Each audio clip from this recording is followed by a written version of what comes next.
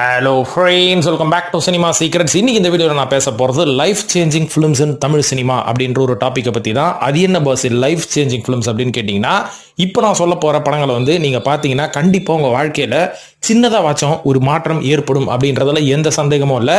அந்த அளவுக்கு இந்த படங்களோட கதை பின்னணி ரொம்பவே டச்சிங்காகவும் நம்மளோட லைஃப்பில் வந்து சில மாற்றங்கள் ஏற்படுறதுக்கு உறுதுணையாகவும் இருக்கும் அப்படின்றதுல எந்த சந்தேகமும் இருக்காது பாஸ். ஏன்னா படங்கள்லாம் அந்த மாதிரி, அதெல்லாம் என்னென்ன படங்கள் அப்படின்றத இந்த வீடியோவில் நாம் பார்ப்போம். இப்போ நேரம் கடத்தாம வீடியோவில் போயிடுவோம். இந்த இன்ட்ரோடக்ஷனே போதுமானதுன்னு நினைக்கிறேன். வாங்களேன். இப்போ இந்த லிஸ்ட்ல முதலாவதா சொல்ல போற படம் தான் அன்பே சிவம் அப்படின்ற படம். கண்டிப்பா எந்த ஒரு கேட்டகரி நீங்க எடுத்தாலும் சரி, எந்த ஒரு பெஸ்ட் ஃபிலிம் ஆகட்டும், இல்ல லைஃப் சேஞ்சிங் ஃபிலிம்ஸ் ஆகட்டும், இல்ல நியூ அட்டெம்ப்ட் ஆகட்டும், இல்ல ஒரு சூப்பரான படம் அப்படின்ற மாதிரி எந்த மாதிரி கேட்டகரியில் எடுத்தாலும் அன்பே சிவம் கண்டிப்பா அந்த கேட்டகரிக்கு பொருந்தவங்க. ஏன்னா அந்த அளவுக்கு இந்த படத்தோட பின்னணி, கதைக்களம், மேக்கிங் எல்லாமே வந்து வேற லெவல்ல இருக்கும். ஆனா ஒரே ஒரு சின்ன ஒரு வருத்தம் என்னன்னா, இந்த படம் ரிலீஸ் ஆன புதுசுல இந்த படத்தை பெரிய லெவல்ல யாரும் பாராட்டவும் இல்லை, கொண்டு போய் சேர்க்கவும் இல்லை. வியாபார ரீதியா இந்த படம் வந்து ஒரு தோல்வி படம் அப்படின்ற மாதிரி தான் சொல்றாங்க. அதனாலதான் இன்னைக்கும் சுந்தர்சி கிட்ட போயிட்டு இந்த படத்தை வந்து இயக்குனீங்களே சார், எப்படி சார் ரெஸ்பான்ஸ் இருந்தது அப்படின்னு கேட்டீங்கன்னா பயங்கரமா டென்ஷன் ஆயிடுவாராம். ஏன் அப்படின்னு கேட்டீங்கன்னா, இந்த படம் எடுத்த புதுசுல யாரும் வந்து என்ன பாராட்டல, இந்த படத்தை வசூல் ரீதியாகவும் ரசிகர்கள் கொண்டு போய் ஒரு நல்ல இடத்துல சேர்க்கல. ஆனா இப்போ வந்து சூப்பர் படம் சொல்லி என்னங்க பிரயோஜனம்? நல்ல நல்ல படங்களை அப்பப்போ அங்கீகாரம் கொடுத்து ஆதரவு தெரியுங்க மக்களே அப்படின்ற மாதிரி கேட்டுக்கிறாரு. ஓகேங்க, இப்போ இந்த படத்தோட கதைக்களத்துக்கு வருவோம். அன்பே சிவம் படம் வந்து எல்லாருமே பார்த்துருப்பீங்க மேக்சிமம். ஆனா பார்க்காதவங்கன்னு நிறைய பேர் இருப்பாங்க இல்லைங்களா? அவங்களுக்குலாம் இந்த படத்தோட ஒரு ஒன்லைன் சொல்லிடுறேன். அதாவது கமல் மற்றும் மாதவன் இவங்க ரெண்டு பேரும் வந்து ஒரு காலகட்டத்தில் ஒரு இடத்துக்கு போய் சேரணும் பாசு. அந்த இடத்துக்கு சேரும் போது அங்க இருக்கிற அந்த இயற்கை பிரச்சனை காரணமாக இவங்க ரெண்டு பேரும் வந்து சரியான ரூட்ல சரியான ஒரு டிரான்ஸ்போர்ட்ல போக முடியாம போயிடும். அதுக்கப்புறம் அந்த ஊர்ல இருந்து இவங்க தமிழ்நாட்டுக்கு எப்படி வர்றாங்க அப்படின்றது தான் அந்த படத்தோட கதை. அது மட்டும் இல்லாம அந்த இடைப்பட்ட அந்த டிராவலிங் ஜேர்னில இவங்க என்னென்ன விஷயத்த பாக்குறாங்க. மாதவன் அவர்களுக்கு எப்பவுமே வந்து ஒரு ஒரு வித்தியாசமான ஒரு மனப்பான்மை இருக்கும். அதாவது அவர் எப்படின்னா ரொம்பவே ஒரு ரிச்சான ஒரு வெல்த்தியான லைஃப் வாழக்கூடிய ஒரு சஃபஸ்டிகேட்டடான ஒரு மனுஷன். அவர் வந்து கமல் மாதிரியான ஒரு ஆள், ஒரு நடுத்தரமான ஆள் கூட எல்லாம் பழகிறத வந்து அவர் அவாய்ட் பண்ணுவாரு. ஆனா அவரு கூட சேர்ந்து டிராவல் பண்ற மாதிரி ஒரு சிச்சுவேஷன் அமைஞ்சு போனதுக்கு அப்புறம் இந்த ஒரு டிராவலிங்ல மாதவன் என்ன கத்துக்கிறாரு அப்படின்றது தான் அந்த படத்தோட கதைகளமா இருக்கும். இதுல கொஞ்சம் காமெடி, ரொமான்ஸ், மெசேஜஸ் அப்படி எல்லாமே இருந்தாலுமே கூட இந்த படத்தை முழுசா பார்த்துட்டு நீங்க வரும்போது உங்களுக்கு ஒரு விஷயம் தெரியும். அது என்னன்றத படத்தை பார்த்தவங்க மறக்காம கமெண்ட் செக்ஷன்ல போடுங்க. ஏன்னா ஒருத்தருக்கு இந்த படம் பார்த்து முடிக்கும் போது ஒரு ஃபீலிங் வரும். இதெல்லாம் ஓகே, படத்தோட கதையை பத்தி சொல்லியாச்சு. இந்த படத்தில் நடந்த ஒரு சில சுவாரஸ்யமான விஷயங்களை பத்தி சொல்லுவோம். அதுல முதல் விஷயமே எனக்கு பட்டது பட்ஜெட் தான் பாஸ். இந்த படத்துக்கு கிட்டத்தட்ட 1,20,00,000 செலவு பண்ணியிருக்காங்க. ஆனா போட்ட காசு கூட வரலைங்களாங்க. அந்த அளவுக்கு அந்த படம் வந்து பினான்சியலா வந்து, அதாவது பாக்ஸ் ஆஃபீஸ் ஃபெயிலியர் அப்படின்ற மாதிரி சொல்றாங்க. மற்றும் இந்த படத்தை வந்து முதல்ல கமல் அவர்கள் இந்த ஸ்கிரிப்ட் ரெடி பண்ணதுக்கு அப்புறம் கே.எஸ். ரவிக்குமார் கிட்ட சொன்னாராம். அவர் வந்து ஆரம்பத்துல இந்த படமும் இந்த படத்தோட கதைக்களமும் என்னோட ஸ்டைல் இல்லை அப்படின்ற மாதிரி மறுத்துட்டாராம். அதுக்கப்புறம் பிரியதர்ஷன் கிட்ட போயிட்டு அவரும் சில காரணங்களால மறுத்ததுக்கு அப்புறம் தான் சுந்தர்சி கிட்ட வந்திருக்குது இந்த படம். இப்படிதான் வந்து உருவாகி நம்ம எல்லாருக்கும் லைஃப்ல ஒரு நல்ல மெசேஜ் உள்ள ஒரு படமா அமைஞ்சிருச்சு அன்பே சிவம் அப்படின்ற படம்.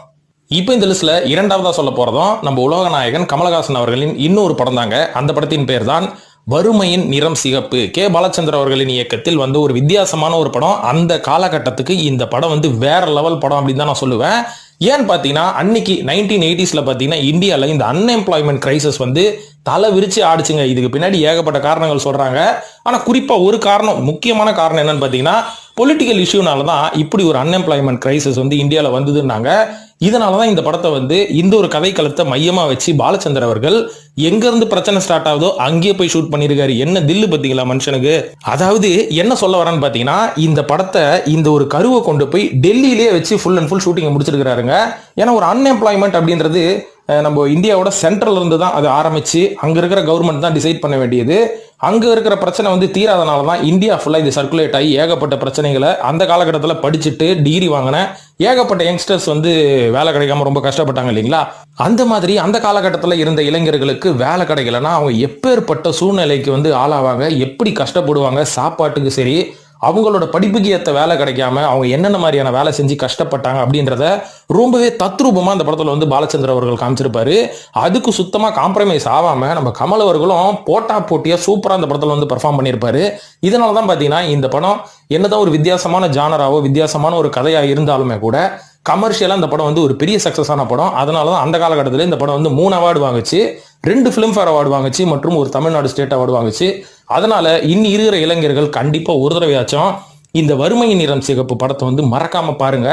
இன்னைக்கு இருக்கிற காலகட்டத்துக்கு கூட இந்த படத்தோட கதைக்களமும் இந்த படமும் பொருந்தும் சொல்லலாம். இப்போ இந்த லிஸ்ட்ல 3ஆவதா சொல்ல போற படம் தான் 2019 வருஷம் ஒரு சூப்பர் கிரைம் டிராமா படமான மகாமுனி அப்படின்ற ஒரு படத்தை பத்தி சொல்லலாம். இந்த படத்தோட கதைக்குள்ள போறதுக்கு முன்னாடி இந்த படத்தோட இயக்குனரை பத்தி பேசலாம். சாந்தகுமார் அவர்கள் கிட்ட பிடிச்ச விஷயமே என்ன அப்படின்னு பாத்தீங்கன்னா, ஒரு படம் எடுக்கிறாருன்னா ஏகப்பட்ட ரிசர்ச் பண்ணி இந்த படத்துல இதை தான் வைக்கணும் அப்படின்ற மாதிரி ஒரு பக்காவான டெசிஷனுக்கு வந்ததுக்கு அப்புறம் தான் ஒரு படம் எடுப்பாரு. அதனால தான் கிட்டத்தட்ட ஒரு 8 வருஷம் கேப்புக்கு அப்புறம் இந்த மகாமுனி படத்தை எடுத்திருக்கிறாரு. இவர் முதல்ல 2011 வருஷம் மௌனகுருன்னு எடுத்ததுக்கு அப்புறம் இந்த படத்துக்கு அப்புறம் 8 வருஷம் கேப், ரிசர்ச் கேப்னு சொல்றதுக்கு பதிலாக ஏகப்பட்ட ரிசர்ச் பண்ணதுக்கு அப்புறமா தான் 2019 வருஷம் இந்த படத்தை வந்து அவர் எடுத்தாரு.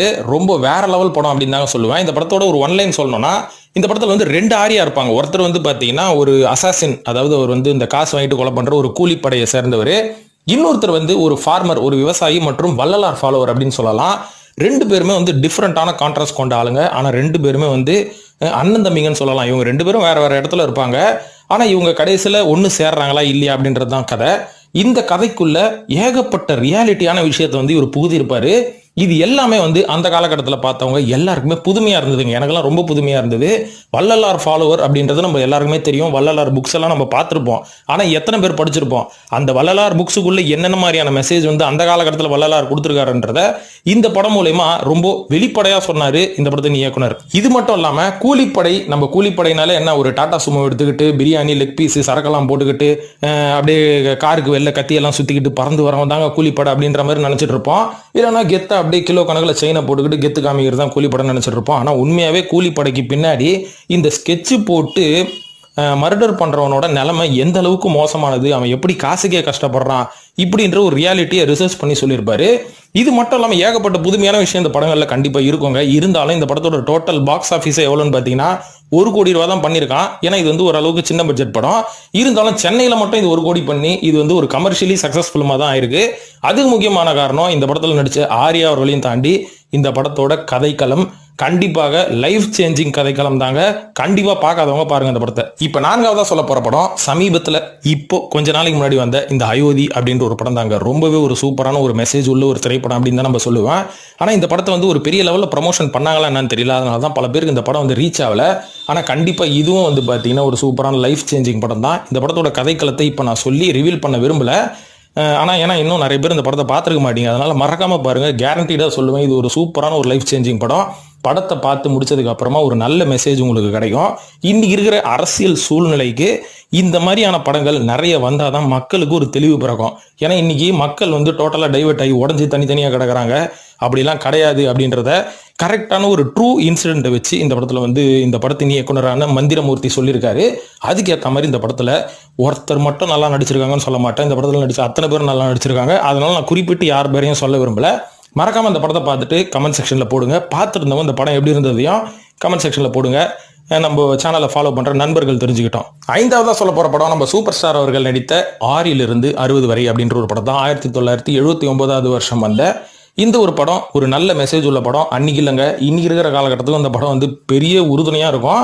ஏன்னா அன்னைக்கு இந்த மாதிரியான ஒரு படம் எடுத்தாங்க. ஓகே, அன்னைக்கு இருக்கிற சமுதாயம், அன்னைக்கு இருக்கிற குடும்ப சூழ்நிலை அப்படி இருந்தது அப்படின்னு நம்ம நினைச்சிட்டு இருப்போம். ஆனா இன்னி வரையும் அந்த ரியாலிட்டி தொடர்ந்துட்டு தான் இருக்கு.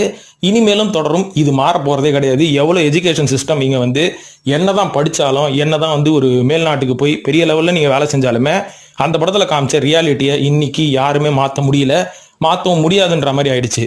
இந்த ஒரு விஷயத்தை அன்னிக்கே கணித்தார் சூர்யா அப்படின்ற மாதிரி எஸ்பி முத்துராமன் அவர்கள் அன்னிக்கே கணிச்சு அப்படி ஒரு படத்தை எடுத்துட்டாரு. ஆனால் இந்த படத்துக்கு பின்னாடி இருக்கிற ஒரு சில சுவாரஸ்யமான விஷயங்களை பத்தி பேசுவோம். ஏன்னா இந்த படத்துல வந்து ரஜினி அவர்கள் முதல்ல நடிக்கிறதுக்கு முன்னாடி சிவகுமார் அவர்கள் கிட்ட பேச்சுவார்த்தை நடந்தது. ஆனால் சிவகுமார் அவர்கள் இந்த படத்தில் நடிக்க மறுத்துட்டார். அதுக்கப்புறம் வந்து இந்த படத்தின் ரைட்டர் மற்றும் தயாரிப்பாளரான பஞ்சுவர்ணாச்சலம் என்ன சொல்லியிருக்காருன்னா, ஓகே ரஜினி வச்சு இந்த படத்தை ட்ரை பண்ணணும்னா ரஜினி அவர்களே ஃபர்ஸ்ட் ஒத்துக்கலையா. ஏன்னு பார்த்தீங்கன்னா அன்னைக்கு ரஜினி அவர்கள் வந்து ஒரு மாஸ் சூப்பர் ஹீரோ. எனக்கு வந்து இந்த மாதிரி ஒரு கதையை என் ஃபேன்ஸ் ஒத்துக்க மாட்டாங்க அப்படின்ற மாதிரி ரஜினி சொன்னதுக்கு அப்புறம் அவரை கன்வின்ஸ் பண்ணி இந்த படத்துக்குள்ள கூட்டு வந்திருக்காங்க. அதுக்கப்புறம் ரஜினி அவர்கள் வந்து இந்த படத்துல வந்து நடிக்க ஒத்துக்கினதுக்கு அப்புறம் நாளுக்கு நாள் போட்டி சண்டை தானுங்களாங்க. ஏன் அப்படின்னு பார்த்தீங்கன்னா ஸ்பாட்டில் வந்து ரஜினி ஒன்று சொல்லுவாராம், இந்த படத்தின் இயக்குனர் எஸ்பி முத்துராமன் அவர்கள் இந்த மாதிரி சீன் வைக்கலான்னு வரா, ரஜினி ஒத்துக்கவே மாட்டாராம், ஐயா நல்லா இல்லைன்னு. அதுக்கப்புறம் இவங்களோட பஞ்சாயத்துக்குள்ள பூந்து பஞ்சு அருணாச்சலம் அவர்கள் சால்வ் பண்ணி டெய்லி இந்த சண்டை பிரச்சனையெல்லாம் சால்வ் பண்ணி இந்த படத்தை வந்து எப்படி முடிச்சிருக்காரு. அதுக்கப்புறம் இந்த படம் ரிலீஸ் ஆனதுக்கப்புறம் ரஜினி அவர்களோட இமேஜ் சூப்பர் ஸ்டார் அப்படின்றதையும் தாண்டி இன்னும் ஒரு படி மேலே போயிட்டு இருக்குது. ஏன்னா அப்போ வந்து ரஜினி அவர்களுக்கு ஒரு விமர்சனம் இருக்கும், ரஜினி சும்மா கைகால ஆட்டிக்கிட்டு ஸ்டைல் பண்ணுறதுக்கு தான் லாய்க்கு அப்படின்ற மாதிரி சொல்லுவாங்க. ஆனால் இந்த படம் வந்ததுக்கப்புறம் ரஜினி அவர்களுக்கு யங்ஸ்டர் ஃபேன்ஸையும் தாண்டி family audience, lady audience, women audience அப்படின்ற மாதிரி ஏகப்பட்ட பேர் வந்தாங்களாம். ரஜினி அவர்களோட ஸ்டைலே மாறிடுச்சுன்னு சொல்லலாம். அவ்வளோ சூப்பரான படம். பார்த்துருந்தீங்கன்னா கண்டிப்பாக அந்த படம் எப்படி இருக்குன்னு சொல்லுங்க. பார்க்காதவங்க கண்டிப்பாக பாருங்க. ஆறாவதாக நான் சொல்ல போகிற படம் ரொம்ப பழைய படம். இந்த படத்தோட காமெடி கிளிப்ஸ் எல்லாம் அடிக்கடி நம்ம பார்த்துருப்போம். என்ன படம்னா 1954 வருஷம் வந்து ரத்த கண்ணீர் அப்படின்ற படம் தான். இந்த படத்தில் வந்த காமெடியை இன்னி வரைக்கும் ரிலேட் பண்ணி ஏகப்பட்ட பேர் மீம்ஸை போட்டு கலக்கிட்டு இருக்கிறாங்க. ஏன்னா அந்த அளவுக்கு சூப்பரான காமெடி பண்ணியிருப்பாரு இந்த படத்தின் நடிகரான நம்ம எம்.ஆர். ராதா அவர்கள். அதாவது அவர் பண்ணுற காமெடி கிளிப்ஸ் எல்லாம் வந்து நீங்கள் நிறைய பேர் கண்டிப்பாக பார்த்துருப்போம். அது எல்லாமே இன்னி இருக்கிற ரியாலிட்டியிலேயே நீங்கள் அதாவது கம்பேர் பண்ணி பார்க்கலாம். இது மட்டும் இல்லாமல் இன்னொரு 30-40 வருஷம் போச்சுன்னா கூட அந்த ரத்த கண்ணீரில் பேசின காமெடி வந்து நம்ம ஊருக்கெல்லாம் கரெக்டாக செட் ஆகும். அந்த அளவுக்கு அப்போவே காமெடி பண்ணிட்டாங்க இந்த படத்தின் இயக்குனரான கிருஷ்ணன் மற்றும் பஞ்சு. இது மட்டும் இல்லாமல் இந்த படத்தோட ரியல் ஸ்கிரிப்ட் ரைட்டர் யாருன்னு பார்த்தீங்கன்னா திருவாரூர் தியாகராஜன் சொல்கிறாங்க. அவர் யாருன்னு பார்த்தீங்கன்னா இந்த படத்தை வந்து எடுக்கிறதுக்கு முன்னாடி இந்த படத்தை டிராமாவா பண்ணவர் அவரு. என்ன பாஸ் சொல்றீங்க உண்மை அப்படின்னு கேட்டீங்கன்னா ஆமாங்க. இந்த படம் வந்து ஒரு படமாக உருவாகிறதுக்கு முன்னாடி ஏகப்பட்ட மாநிலங்கள்ல ஏகப்பட்ட நாடுகளில் இந்த படம் வந்து ஒரு டிராமாவா தான் போயிட்டு இருந்தது. இந்தியாவையும் தாண்டி மலேசியா, சிங்கப்பூர், ஸ்ரீலங்கா அப்படின்ற மாதிரி ஏகப்பட்ட நாடுகள்ல இந்த டிராமா வந்து ரொம்ப ஃபேமஸ், சக்சஸ்ஃபுல்லான டிராமாவா. எங்க போட்டாலும் வந்து இந்த டிராமா சக்சஸ். அதுவும் குறிப்பா இந்த டிராமால வந்து அந்த ஒரு கேரக்டர், ஹீரோ கேரக்டர் மற்றும் அந்த நோயாளி கேரக்டர் பண்றது வந்து நம்ம எம்.ஆர். ராதா தான். அதனால அவர் வந்து இந்த நாடகம் அப்படின்ற சர்க்கிளில் வந்து இவர் ரொம்ப ஃபேமஸ், ஒரு சூப்பர் ஸ்டார் மாதிரி அப்படின்றாங்க. அதுக்கப்புறம் இந்த படத்தை வந்து ஒரு படமாக ஆக்கலாம் அப்படின்னு முடிவு பண்ணதுக்கப்புறம் எம்.ஆர். ராதா அவர்களை தவிர யாரையும் நடிக்க வைக்க முடியாது அப்படின்றனால இவரே கேஸ்ட் பண்ணியிருக்காங்க. கடைசியாக கேஸ்டிங்லாம் பண்ணி இவரை நடிக்க வச்சதுக்கப்புறம் படம் வந்து ஒரு சூப்பராக நல்லபடியாக வந்துருச்சு. அதுக்கப்புறம் இந்த படத்தோட கிளைமேக்ஸில் வந்து ஒரு பெரிய கான்ட்ரடிக்ஷன் வந்திருக்கு. என்னன்னு பார்த்தீங்கன்னா இந்த படத்தோட கிளைமேக்ஸில் இவ்வளோ ஆட்டம் போட்டதுக்கப்புறம் அவருக்கு உடம்புல வந்து நோய்வாய்ப்பட்டுருவாரு. அதுக்கப்புறம் இவர் அவர் மனைவியோட இருக்க முடியாதுன்றனால அவரோட மனைவி வந்து அவரோட நண்பனுக்கு கல்யாணம் பண்ணி வைப்பாரு. அதுதான் கிளைமேக்ஸு. அப்போ அந்த கிளைமேக்ஸ் வரும்போது ஏகப்பட்ட பேர், அந்த படத்தோட தயாரிப்பாளர் ஆகட்டும், அந்த படத்தோட இயக்குனர் ஆகட்டும், எல்லாருமே என்ன சொன்னாங்கன்னா இப்படி ஒரு கிளைமேக்ஸ் வச்சா கண்டிப்பாக இங்கே வந்து ஒரு பெரிய கான்ட்ரவர்சி வரும். எம்.ஆர். ராதா அவர்கள் தான் தில்லா அதெல்லாம் மாற்றாதீங்க, இந்த கிளைமேக்ஸ் கண்டிப்பாக இருக்கணும், இன்னைக்கு இருக்கிற காலகட்டத்தில் இந்த மாதிரியான விஷயங்களை நம்ம நேரடியாக பேசணும் அப்படின்னு சொல்லிட்டு தில்லா கிளைமேக்ஸ் வச்சாராம். இவர் இந்த மாதிரி கிளைமேக்ஸுக்கு ஊக்கம் கொடுத்தனால இவரோட சம்பளத்தை வாங்கின சம்பளத்தோட 3 மடங்கு உயர்த்தி 1 லட்ச ரூபா சம்பளம் அன்னைக்கு இந்த படத்துக்காக கொடுத்துருக்காங்க. இந்த படமும் பெரிய கமர்ஷியல் சக்சஸ் ஆயிருக்குது. இன்னி வரைக்கும் ஏகப்பட்ட பேர் இந்த படத்தை வந்து பார்க்காம இருந்திருப்பீங்க. ஆனால் பாருங்க, ஏன்னா இந்த படத்தோட ஒரு மைய கருத்து என்னன்னா, நீங்க எவ்வளவு வேணாலும் ஆட்டம் போடுவீங்க, என்ன வேணாலும் கெட்ட பழக்கம் இருக்கும், ஆனா நாளைக்கு இதனால உங்க வாழ்க்கையில வரப்போற விளைவு என்ன அப்படின்றத ரொம்பவே தத்ரூபமா காமிச்ச ஒரு படம்.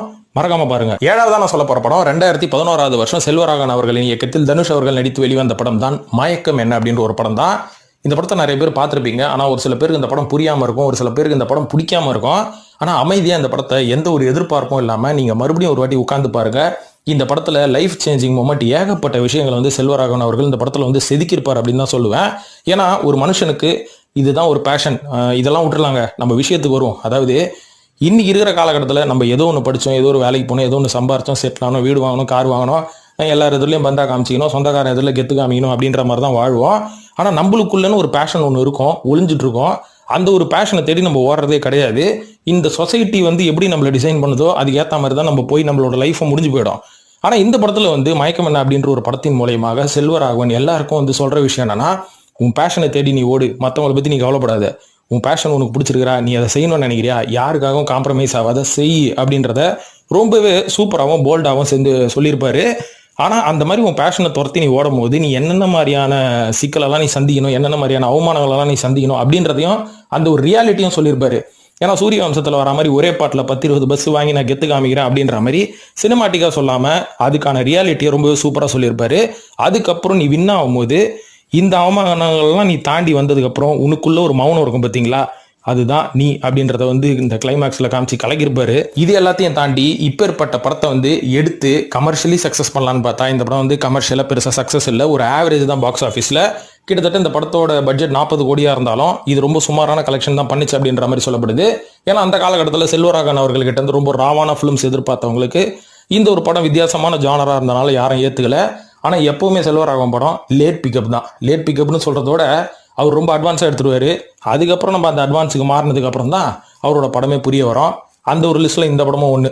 இப்போ 8வதாக சொல்ல போகிற படம், இந்த லிஸ்ட்டில் எல்லா படமும் எனக்கு பிடிக்கும், இன்க்ளூடிங் திஸ் ஃபிலிம். 2016 வருஷம் வெளிவந்த ஆண்டவன் கட்டளை அப்படின்ற ஒரு படம். The great filmmaker M Manikandan அவர்களோட ஒரு சூப்பரான ஒரு பொக்கே அப்படின்னு தான் நான் சொல்லுவேன்.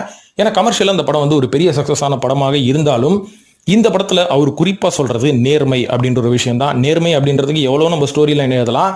ஆனால் இன்னைக்கு ரியாலிட்டியில் நடக்கிற ஒரு விஷயம், நிறைய பேருக்கு தெரியாத ஒரு விஷயம், ஆனால் பல பேர் இதை செஞ்சுட்டு இருக்கிறாங்க. அந்த ஒரு விஷயத்த ஒரு பிளாட்டாக கொண்டு வந்து இதில் நீ நேர்மையாக இருந்தீங்கன்னா கண்டிப்பாக சக்ஸஸ் வரத்துக்கு லேட் ஆனாலும் நேர்மையான சக்ஸஸ் உனக்கு கிடைக்கும், அது லாங் டேர்மாக இருக்கும் அப்படின்றத சூப்பராக ஷார்ட் அண்ட் ஸ்வீட்டாக கிறிஸ்பியாக இந்த படத்தில் வந்து ஸ்க்ரீன் பிளேயோட கொடுத்துருப்பாரு மணிகண்டன். அதனால் இந்த படத்தை பல பேர் பார்த்துருந்தாலும் ரிப்பீட்டடாக அந்த படம் எப்போ போட்டாலும் பாருங்கள், நம்மளுக்கு கொஞ்சம் எனர்ஜெட்டிக்காக இருக்கும், ஜாலியாகவும் இருக்கும். யோகி பாபுவோட காமெடியும் விஜய் சேதுபதி காம்பினேஷனும் வேறு லெவலில் இருக்கும், அதில் எந்த சந்தேகமும் இல்லை.